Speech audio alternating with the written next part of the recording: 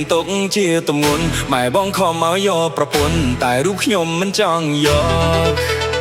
គាត់ខំរកមួយភូមិទៅមួយភូមិដល់ខេត្តតាដំបងក្រញ៉ងតែរូបខ្ញុំមិនចង់យកម៉ែអើយម៉ែកូនចង់មើលថែមកដល់ចាស់សោះស្កើ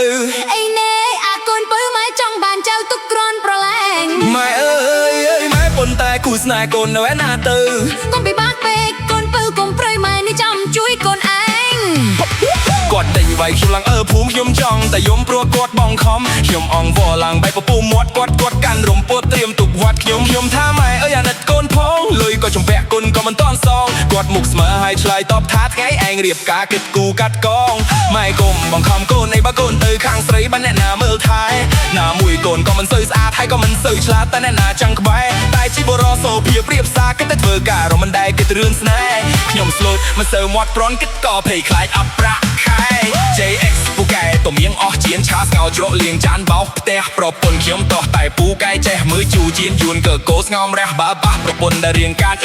ប្រកែក៏ថ្វាចង់តែឆ្នែអូនទឿខ្លះពូកែដាំស្លណាស់ខ្លះគ្រាន់តែជៀនពងទីក៏ខ្លោចផ្ទះអីណែលោកកូននេះប្រពន្ធដែរម៉ែរឹកឲ្យសាក់វែងប្រាស្មាកូនអ្នកផ្សារដូចចិត្តបងកាបើសិនជាឯងមិនយកថ្មីមុខឯងច្បាស់ស្ដាយក្រោយទុំនៅ single យូរពេកកុំលោកក្នុងភូមិគេកាអស់ហើយបើសិនជាកូនមានគួយច្បាស់ជាលែងខ្លាចពេលដាច់ភ្លើងពេលដាច់ឆ្កែលូកូននឹងឈប់ខ្លាចខ្មោចទាញជើងម៉ែខំដើររកស្រីស្អាតដាច់គេនៅតែក្នុងភូមិយើងមិនងាយរកទេម៉ែទុំរាំតែរកឃើញអីណែអាកូនទៅតាទៅកូនចង់នៅព្រៅដល់ណាម៉ែអើយម៉ែចាំចូលឆ្នាំខ្មែរកូនឯងគិតគូអីជួយអាកូនបើយកប្រពន្ធទៅក្រែងរកស៊ីធូម៉ែអើយម៉ែពុតមានខែទៀតមានយូរឯណាមកថាខ្ញុំរឹងដូចតែថាខ្ញុំក្មេងដើរលេងមិនទាន់ឆ្អែតចាំមើលចូលឆ្នាំនៅខែចេខ្វះអីនារីដើរមកអែប Shout out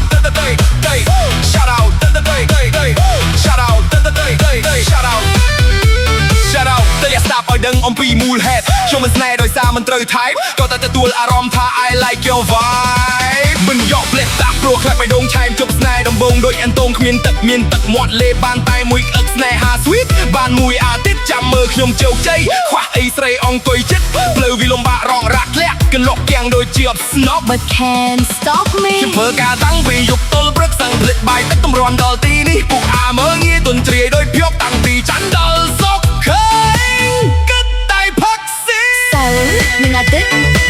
វាដេកចំទឹកសៅរ៍នឹងអាទិត្យវាដេកចំទឹក